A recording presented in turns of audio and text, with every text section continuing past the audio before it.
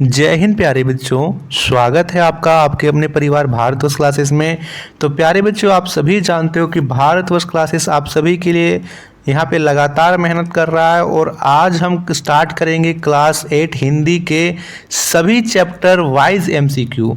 और आज हम इसके पार्ट 1 पुष्प की अभिलाषा, इस पार्ट से जितने भी आपके मोस्ट इम्पोर्टेंट एमसीक्यू क्वेश्चन बनते हैं इस वीडियो में हम देखने वाले हैं। ठीक है बच्चा, जो कि आपके फाइनल एग्जाम, वीकली टेस्ट, अर्धवार्षिक परीक्षा सभी के लिए मोस्ट इम्पोर्टेंट वीडियो होने वाली है। तो जल्दी से इस वीडियो को लाइक कीजिए बच्चा, शेयर कीजिए अपने दोस्तों को, और यदि आपने अभी तक भारतवर्ष क्लासेस को सब्सक्राइब नहीं किया तो सब्सक्राइब ज़रूर कर लीजिए। पहला प्रश्न आप सभी के सामने है। प्रश्न कहता है, पुष्प की अभिलाषा कविता के कवि कौन है। एक बात और बच्चा, यहाँ पे आपको एक और खुशखबरी है कि आपको इसकी पीडीएफ मिल जाएगी। पीडीएफ क्या होता है, तो ये जो पीडीएफ आप देख करके आराम से उतार सकते हो, नोट्स बना सकते हो। तो पीडीएफ आपको इस की हमारे टेलीग्राम चैनल पर मिल जाएगी। टेलीग्राम चैनल का लिंक डिस्क्रिप्शन में, सभी डिस्क्रिप्शन से ज्वाइन कर लीजिए। ठीक है, चलिए अब हम प्रारंभ करते हैं। पुष्प की अभिलाषा कविता के कवि कौन हैं। कबीरदास, रहीम, माखनलाल चतुर्वेदी या इनमें से कोई नहीं। सही विकल्प सी है, माखनलाल चतुर्वेदी। देखिए इसे याद कैसे रखेंगे, तो माखनलाल, इनके नाम में आ रहा है बच्चा लाल। ठीक है, लाल आ रहा है, लाल रंग होता है और फूलों का रंग कैसा होता है, लाल। पुष्प लाल है तो माखन लाल, ऐसे याद होगा। पुष्प का पर्यायवाची शब्द क्या है। कमल, सुमन, कली या इनमें से कोई नहीं। तो पुष्प को हम लोग सुमन भी बोलते हैं, बी विकल्प होगा सही। पुष्प, सुमन, ठीक है, प्रसून भी बोल सकते हो। ये सभी पुष्प यानी फूल के पर्यायवाची शब्द होते हैं। पुष्पों की रक्षा कौन करता है। मनुष्य, कांटे, वर्षा या इनमें से कोई नहीं। देखिए ये प्रश्न बहुत ही ज़्यादा महत्वपूर्ण है। पुष्पों की रक्षा कौन करता है, प्रश्न ध्यान से पढ़ेंगे। पुष्पों की रक्षा पूछ रखा है, तो पुष्पों की रक्षा यहाँ पे कांटे करते हैं। ठीक है, यदि प्रश्न पूछता कि पेड़ की रक्षा कौन करता है, तब आप वर्षा बता सकते थे, लेकिन पुष्पों की रक्षा कांटे करते हैं, बी विकल्प सही होगा। पुष्प की अभिलाषा क्या है। देवों के सर पर चढ़कर इठलाना, सुरबाला के गले की माला बनना, वीर सैनिकों के पैरों तले कुचला जाना या इनमें से कोई नहीं। तो यहाँ पे पुष्प बोलता है वनमाली से, हे वनमाली तुम मुझे तोड़कर उस राह पर फेंक देना जिस राह पर अनेक वीर सैनिक मातृभूमि की सेवा करने हेतु जाते हैं। तो वो वीर सैनिकों के पैरों तले कुचला जाना चाहता है और इसी में अपना जीवन को धन्य मानता है। ना तो देवों के सिर पर चढ़ना चाहता है, ना ही सुरबाला के गले की माला बनना चाहता है, और ना ही किसी सम्राट के सौ पर चढ़कर वो यहाँ पे अपने आप को बड़ा करना चाहता है। वो चाहता है कि यदि वीर सैनिक मुझे पैरों तले कुचल भी दे तब भी मैं अपना जीवन पूरा समझूंगा। सम्राट का समानार्थक शब्द क्या है। राजा, रंक, अमीर या इनमें से कोई नहीं।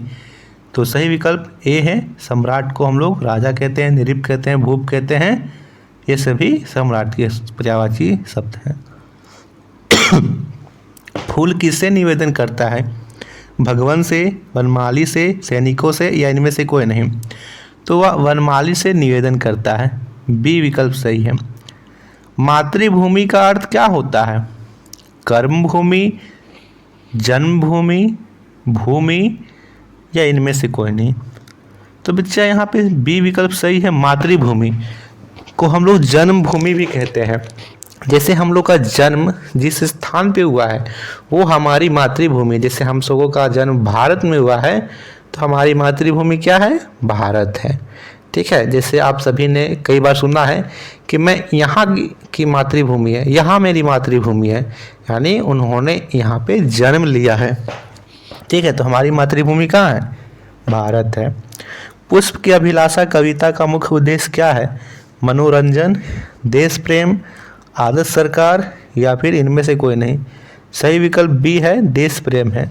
उन्होंने इस कविता में देश प्रेम से देश प्रेम से ओतप्रोत किया है। इस कविता में कवि ने किसके माध्यम से लोगों को देश प्रेम से ओतप्रोत किया है? सूरज, फूल, मिट्टी या इनमें से कोई नहीं। तो कविता का ही नाम है पुष्प की अभिलाषा, यानी फूल के माध्यम से। 10वां प्रश्न दे रखा है, अभिलाषा का अर्थ क्या होता है?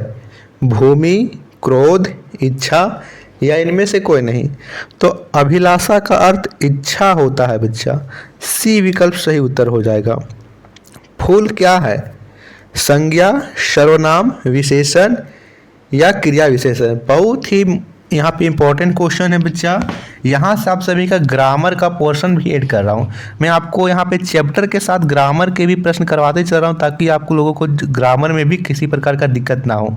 तो देखिए यहाँ पे हम लोग समझ लेते हैं संज्ञा। संज्ञा क्या होता है जी? तो कोई परिभाषा आपको याद नहीं रखना है।